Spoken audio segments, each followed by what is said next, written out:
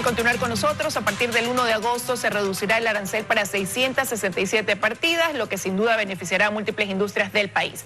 Ampliamos el tema con Pablo Zambrano, presidente de la Federación Nacional de Cámaras de Industrias. Gracias por estar con nosotros. Buenos días. Muchísimas gracias, Liz. Muy buenos días. Un gusto estar con usted en la audiencia de Teleamazonas. Bueno, el ministro Prado decía la semana pasada que esta reforma es la más importante en los últimos 10 años y que después del proceso de vacunación es lo que va a ayudar a que se reactive con mayor fuerza el sector. ¿Cuánto realmente les permitirá avanzar esta decisión del gobierno? Liz, creo que es muy importante la tarea en la cual está involucrado el Ecuador y las directrices del gobierno nacional. Tenemos que, a la par del proceso de vacunación que está avanzando muy bien, tenemos que también hacer una recuperación económica que permita salvar empleos. Esto es algo fundamental. La Federación Nacional de Cámaras de Industrias del Ecuador y la Cámara de Industrias de Producción hemos venido trabajando con el gobierno en un plan de competitividad. Y uno de los temas más importantes es la reducción arancelaria. ¿Por qué? Porque en el Ecuador el sector productivo, el sector industrial, paga hasta un 20% más en aranceles para materias primas y bienes que se requieren en los procesos productivos. En ese sentido, es fundamental entonces ir hacia una reducción paulatina de estos aranceles que nos permitan ser más fuertes y competitivos. El sector productivo ecuatoriano está comprometido con el país para seguir generando mayores plazas de empleo y, lo más importante, seguir consolidando los procesos productivos en base a esa capacidad instalada que tenemos en el Ecuador para poder seguir generando más bienes para el consumo nacional y también para la exportación. Ahora usted acaba de mencionar reducción paulatina. Hay partidas que ya arrancan con un 0%, pero que otras que van desde el 5% hasta el 25%. ¿Los deja satisfecho este margen aplicado o, como usted lo señala, con el tiempo serán revisados nuevamente a la par de que se ingresen otros productos, otro tipo de insumos también dentro de esta reforma? Consideramos que es un muy buen avance porque se han revisado 667 líneas arancelarias que en general generan un beneficio de más de 180 millones de dólares para la producción, para el país. Hay unas líneas que son muy importantes y que hacen referencia, por ejemplo, al sector agrícola, maquinarias agrícolas que se requieren absolutamente en todo el país. El sector pesquero, el sector del transporte, el sector metalmecánico, textilero, autopartista, también se beneficia de esta reducción de aranceles. Más del 80% de los aranceles de estas 667 partidas se están reduciendo al 0% y eso es algo muy positivo. Un tema también muy importante es el diferimiento arancelario que se hace para el maíz y la torta de soya, y esto va a beneficiar sin lugar a dudas a la cadena productiva de la proteína, que es tan importante para el Ecuador.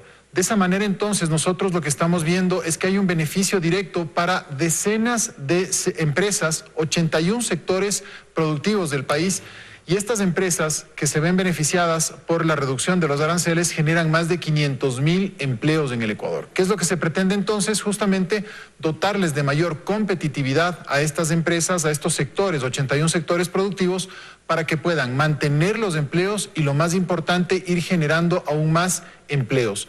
En este momento tenemos que concentrarnos entonces en preservar esos empleos, esa fuerza laboral y, lo más importante, garantizar a los jóvenes, a las mujeres, a las personas de mediana edad, ofertas laborales que puedan tener para evitar de esa manera un deterioro en el tejido social. Por lo tanto, el sector productivo ecuatoriano ha reaccionado muy positivamente frente a este tema y, lo más importante, vamos a ir a la par con esta política arancelaria también analizando procesos de inversión que nos permitan consolidarnos como sector productivo a nivel nacional, como mencionaba, para abastecer al mercado interno, pero también para pensar en exportación. Ahora, pero este fue un ofrecimiento que se hizo, ¿no?, desde que comenzó la gestión del gobierno para cumplirlo dentro de los 100 días, pero también se habló de dar paso a reglamentaciones, a poner eficiencia en los trámites, a quizás también a reformar o tratar temas que vayan dirigidas a las licencias de importación. ¿Cuánto se ha logrado avanzar eso entre el sector público y privado? Muy importante esta pregunta y esta reflexión. El decreto ejecutivo número 68 facilita el comercio y de igual manera trata sobre la simplificación y reducción de trámites. Hemos trabajado en conjunto con el Ministerio de la Producción y con el Viceministerio de Producción e Industrias haciendo un análisis, una identificación de los principales cuellos de botella que tenemos en temas de trámites. La duplicidad de trámites que nos piden distintos sectores públicos, entidades del sector público. Por lo tanto, estamos avanzando y estamos trabajando.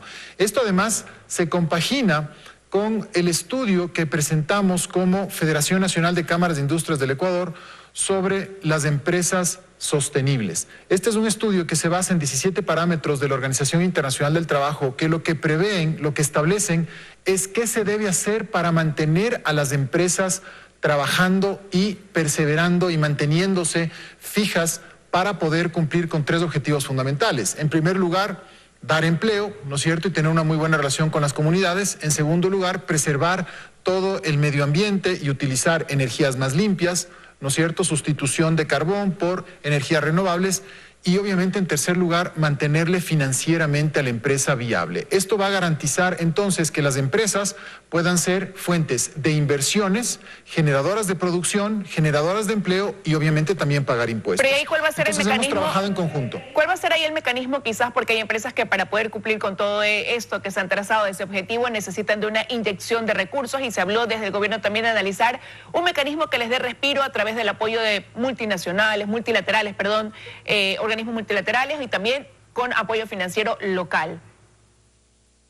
Lo que nosotros estamos viendo desde el sector privado y estamos colaborando con las autoridades es en esta estrategia integral que debe tener el Ecuador para poder abrirse más al mundo, para poder recibir inversiones, recibir capitales y de esa manera entonces bajar las tasas de interés, que es algo fundamental. Una de las medidas que ya se han adoptado, por ejemplo, es este decreto número 68 que facilita el comercio, ayuda en la agilización y eliminación de trámites. Otra medida es justamente este tema de la desgravación arancelaria que va a darle un impulso al sector productivo, que es el principal generador de empleo. Otra medida también muy importante ha sido el tema de la suscripción del convenio CIADI, que va a permitir justamente generar una alternativa, que es una alternativa de arbitraje para los inversionistas que requieren de ese tipo de soluciones. Entonces, vemos que se están dando pasos conducentes muy importantes y obviamente todo esto amparado dentro de la estrategia de vacunación en la cual el sector privado ha trabajado y ha colaborado muy intensamente y seguiremos colaborando justamente, nos dicen que estamos tomando medidas en el camino correcto. El tema entonces del financiamiento que usted señala es un tema absolutamente clave que requiere justamente de encontrar estos fondos en organismos internacionales, por ejemplo, que nos permitan justamente a los medianos, pequeños productores, a los medianos y pequeños empresarios poder tener mejor financiamiento para ese tejido productivo, esa base de la pirámide maravillosa que es justamente el sector mediano y pequeño pueda seguir sobreviviendo y generando empleos. Ahora, pero usted ya hablaba de esa reactivación necesaria a la interna, pero al mismo tiempo ir trabajando en abrirnos paso al mundo. Usted estuvo en Washington, viajó con esa comitiva para avanzar en esta parte del acuerdo bilateral comercial y seguimos hablando de que nos estamos abriendo paso para ese acuerdo, pero realmente, ya concretamente, ¿cuánto estamos avanzando? Mire, fue muy importante el viaje a Washington porque era la primera vez que las autoridades del nuevo gobierno tenían un contacto con las autoridades también del nuevo gobierno en Estados Unidos. ¿Esto qué es lo que está generando? Está generando un muy buen ambiente en el cual desde el punto de vista técnico se está avanzando también desde el punto de vista político. Mire usted la visita de los senadores de Estados Unidos la semana anterior acá al Ecuador, eso está marcando también una pauta muy importante de generar mayor confianza, de generar mayor sinergias, de que nos conozcan más y justamente la idea es ir avanzando con pasos firmes en esta negociación. El siguiente paso que nos han informado justamente las autoridades es la reunión del Consejo de Inversiones y Comercio, el TIC, que se va a reunir acá ya en el Ecuador hacia el último trimestre de este año 2021. Ese es un paso muy importante porque lo que se está generando entonces es un ambiente tanto en Estados Unidos como en Ecuador de que un acuerdo comercial va a ser una herramienta muy importante en la recuperación económica, en la recuperación de empleos, en la generación de oportunidades, como yo decía, para jóvenes, para mujeres, para todos los ecuatorianos que necesitamos justamente una ruta clara y un horizonte claro hacia dónde ir. Liz, tenemos que trabajar muchísimo en levantar la autoestima de los ecuatorianos frente a esta crisis tan grave que hemos tenido en el ámbito sanitario, en el ámbito económico y en el ámbito ético.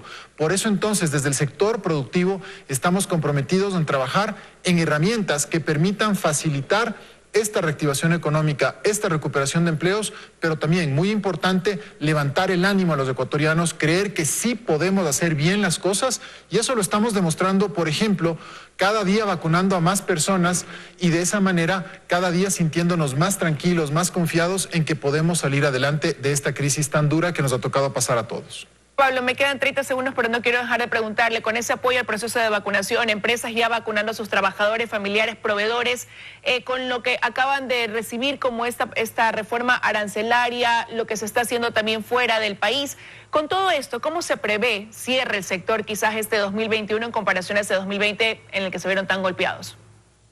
Bueno, sin duda, el 2020 fue un año gravísimo para todos, desde el punto de vista de salud y desde el punto de vista financiero también para las empresas. Nosotros consideramos que este segundo semestre podemos justamente ir hacia una recuperación. De acuerdo con el Banco Central, las cifras de crecimiento serán de un 3.6% y eso se va a reflejar justamente también en el sector privado. Queremos entonces creer en el país, vamos a hacer todos los esfuerzos justamente para seguir siendo fuertes y competitivos.